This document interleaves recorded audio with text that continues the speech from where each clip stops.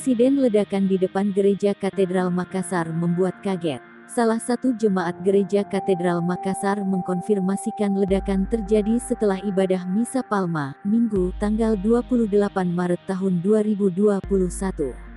Ledakan berawal dari sebuah kendaraan roda doa. Di lokasi kejadian, tanpa sebuah mobil taksi tampak ringsek efek dari ledakan tersebut.